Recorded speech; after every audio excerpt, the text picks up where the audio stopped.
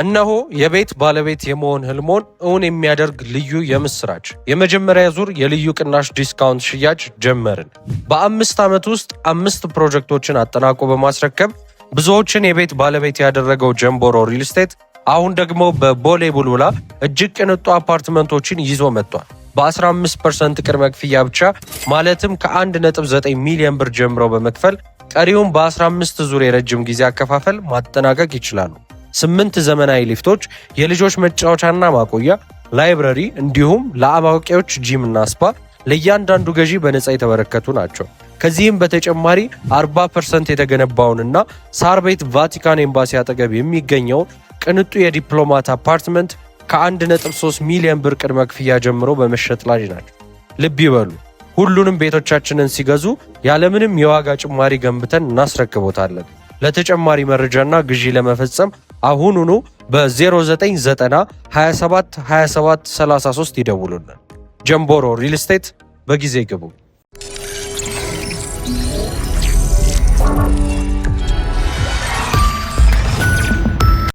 ጤና ይስጥልኝ። ይህ አዋዜ ነው። የዕለቱን ዋና ዋና ጉዳዮች እንመለከታለን። በላይ በቀለ ነኝ። የአሜሪካ ፕሬዝዳንት ዶናልድ ትራምፕ የኢራን ኢኮኖሚ ደም ስር የሆነው የካርግ ደሴትን ለመያዝ ዛቱ። የኢራን ነዳጅ ማከማቻና ማስተላለፊያ ጣቢያ የሆነው የካርግ ደሴት መያዝ የኢራንን ጉሮሮ እንደ መዝጋት ይቆጠራል ይላሉ ታዛቢዎች። ትራምፕ ዛሬ ከሰዓት በኋላም ባሰራጩት መልእክት ኢራን ክፉኛ ትመታለች፣ የካርግ ደሴትንም እንቆጣጠራለን ብለዋል። ትራምፕ ልክ በቬንዙዌላ ያደረጉትን በኢራን ካርግ ደሴት እንደሚደግሙ ከዚህ ቀደምም መዛታቸው ይታወሳል። ከሆርሙዝ ተያይዞ የሚገኘው የካርግ ደሴት ሁሉንም ማለት ይቻላል ኢራን ወደ ውጭ የምትልከው የነዳጅ ምርት መተላለፊያ መሆኑ ሲነገር በየቀኑ 7 ሚሊዮን በርሜል ነዳጅ የመጫን አቅም እንዳለው ይወሳል። የኢራን ኢኮኖሚ ጀርባ አጥንት በዓመት 950 ሚሊዮን በርሜል ነዳጅ ይስተናገድበታል። የትራምፕ ደሴቱን የመያዝ ዛቻ የተሰማው ኢራንና አሜሪካም ለሁለተኛ ተከታታይ ቀን ውጊያ መግጠማቸውን ተከትሎ ነው። ትላንት ሌሊት የአሜሪካ ተዋጊ ጀቶች 250 ሚሊዮን ዶላር የሚገመት ቦምብ ኢራን ላይ መጣላቸውን ትራምፕ ገልጸዋል። የአሜሪካ ማዕከላዊ እዝ በኢራን ወደቦች የተጣለውን እገዳ በጣሱ መርከቦች ላይ እርምጃ መውሰዱን አመልክቷል። በኦማን ባህር ዳርቻ በአንድ መርከብ የአሜሪካ ጦር በፈጸመው ጥቃት 3 የህንድ መርከበኞች መገደላቸው ታውቋል።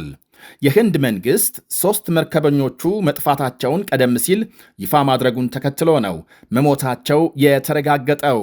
የህንድ መንግሥት ጥቃቱን በማውገዝ በሀገሩ የሚገኙ የአሜሪካ ከፍተኛ ዲፕሎማት አስጠርቶ ማነጋገሩ ታውቋል። የአሜሪካ ጦር በኢራን ወደቦች እገዳ ከጣለ ወዲህ ከ8 በላይ መርከቦች ያወደመ ሲሆን ከ130 የሚልቁ አቅጣጫ እንዲለውጡ ማድረጉ ይነገራል።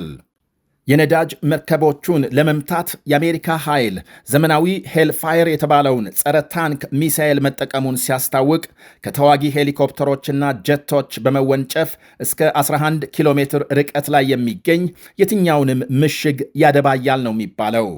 የኢራን አብዮታዊ የበላይ ጦር በበኩሉ ለአሜሪካ ጥቃት በባሕረ ሰላጤው ሀገሮች ላይ የበቀል እርምጃ መውሰዱ ተነግሯል።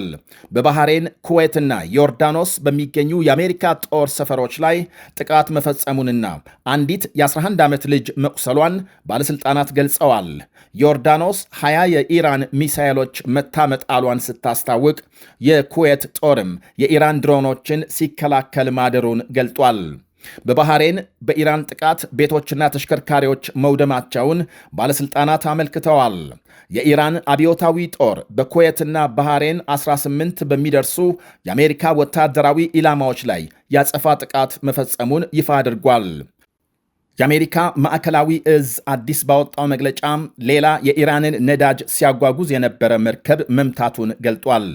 የጊኒ ቢሳው ሰንደቅ ዓላማ የሚያውለበልብ መርከብ ከኢራን ነዳጅ ጭኖ በኦማን ባሕረ ሰላጤ በኩል ለማለፍ ሲሞክር ተመቷል ሲል ጠቅሷል። የአሜሪካ ማዕከላዊ እዝ የአሜሪካ ተዋጊ ጀት 2 ሄልፋየር ሚሳይል በመተኮስ የመርከቡን የሞተር ክፍል መትቶ እንዲቆም ማድረጉን ፓኪስታን፣ ሩሲያና ቻይናን ጨምሮ በርካታ ሀገሮች በኢራንና አሜሪካ መካከል የተቀሰቀሰው አዲስ ጦርነት እንዲቆም እየጠየቁ ናቸው ተብሏል።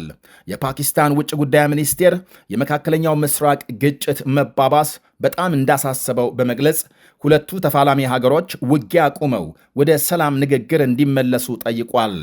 3 መርከበኞቹ የተገደሉበት የህንድ ውጭ ጉዳይ ሚኒስቴር በበኩሉ በንግድ መርከቦች ላይ እየተፈጸመ ያለው ተደጋጋሚ ጥቃት በእጅጉ አስጨናቂ መሆኑን በመግለጽ ውጥረት ረግቦ ድርድር እንዲቀጥል ጥሪ አቅርቧል። ሩሲያም አዲስ ጥቃት የዓለምን ኢኮኖሚ የሚጎዳ በመሆኑ በአስቸኳይ ጸብ አቁማችሁ የሰላም ንግግር ጀምሩ የሚል ጥሪ ስትልክ፣ ቻይና አዲስ የተጫረው ግጭት እንቅልፍ እንደሚነሳትና ወታደራዊ እርምጃ ምንም አይነት መፍትሄ አያመጣም ብላለች። የቱርክ ውጭ ጉዳይ ሚኒስትር ሃካን ፊዳን ኢራንና አሜሪካ ድርድር እንዲቀጥሉ፣ የሳውዲ አረቢያ አቻቸውም በፓኪስታንና ኳታር አደራዳሪነት አዲስ የሰላም ንግግር እንዲጀመር ጠይቀዋል። ይህ በእንዲህ እንዳለ ፕሬዝዳንት ትራምፕ በኢራን የከፋ ጥቃት እንደሚፈጸም አዲስ ላወጡት ዛቻ የኢራን ተደራዳሪና ፓርላማ አፈጉባኤ መሐመድ ባጋር ማምሻውን ምላሽ ሰጥተዋል። አሜሪካም የኢራንን መሠረተ ልማት ኢላማ ከማድረግ እንድትቆጠብ አስጠንቅቀዋል። የተሳሳተ ወታደራዊ ስልትና የችኮላ ውሳኔ ከባድ ዋጋም ያስከፍላል ያሉት አፈጉባኤው የኃይል መሠረተ ልማቶችና የንግድ ተቋማትን ማፈንዳት ከቀጠላችሁ ሌላኛዋን ሰይጣን የምታስንቅ ኢራንን ትመለከታላችሁ በማለት አስጠንቅቀዋል። ለመውጣት አስቸጋሪ የሚሆን ጦርነት እንደሚነሳም የቀድሞው የአሜሪካ ብሔራዊ ጸጥታ ጉዳዮች አማካሪ ጃን ቦልተንም ተመሳሳይ አስተያየት አንጸባርቀዋል።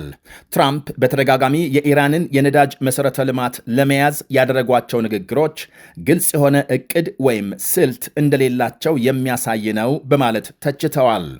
ይሄ የትራምፕ የተለመደ ባህሪ ነው። ሊያደርገው ስለሚችለው ጉዳይ እየተኩራራና ሊፈጽማቸው ወይም ላይፈጽማቸው የሚችሉ ዛቻዎችን እየሰነዘረ ነው ብለዋል ጃን ቦልተን ለአልጀዚራ በሰጡት አስተያየት። በአንድ ወቅት የትራምፕ አጋር የነበሩ አሁን ደግሞ ዋነኛ ተቺ የሆኑት ቦልተን ልክ በቬንዙዌላ እንደተሞከረው የኢራንን የኃይል ዘርፍ የመቆጣጠር ዕቅድ የተሳሳተ ስሌት እንደሆነ ገልጸዋል።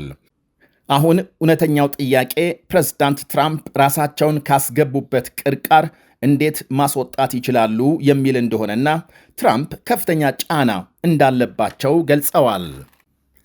አሜሪካ እንዳይገባ የተከለከለው የሶማሊያ ዳኛ የአውሮፓ ሱፐር ካፕ ጨዋታ እንዲዳኝ ተመረጠ። የሶማሊያ እግር ኳስ ዳኛ ኦማር አርታን የአውሮፓ እግር ኳስ ፌዴሬሽን ሱፐር ካፕን እንዲዳኝ መርጦታል። በመሆኑም አርታን በነሐሴ በፈረንሳዩ ፒኤስጂ እና በእንግሊዙ አስቶን ቪላ መካከል በኦስትሪያ የሚደረገውን ግጥሚያ እንዲመራ መመረጡን ፌዴሬሽኑ አሳውቋል። እንደ ፈረንጆቹ አቆጣጠር ከ2018 ጀምሮ በፊፋ ዕውቅና ያገኘው ኦማር አርታን ባለፈው የፈረንጆች ዓመት በአፍሪካ እግር ኳስ ፌዴሬሽን ማለትም ኮንፌዴሬሽን የዓመቱ ምርጥ ዳኛ ተብሎ መሰየሙ ይታወሳል። እንዲሁም የዘንድሮውን የዓለም ዋንጫ እንዲዳኝ ቢመረጥም አሜሪካም እንዳይገባ በመከልከሉ ከሚያሚ መመለሱ ይታወቃል። ኦማር ለምን አሜሪካ እንዳይገባ እንደተከለከለ በይፋ ምክንያቱ ባይነገርም የትራምፕ አስተዳደር አሜሪካ እንዳይገቡ በሶማሊያና ሌሎች ሀገሮች ላይ ከጣለው እገዳ ጋር ሳይገናኝ እንዳልቀረ ተመልክቷል። ይህ አዋዜ ነው። እነሆ የቤት ባለቤት የመሆን ህልሞን እውን የሚያደርግ ልዩ የምስራች! የመጀመሪያ ዙር የልዩ ቅናሽ ዲስካውንት ሽያጭ ጀመርን።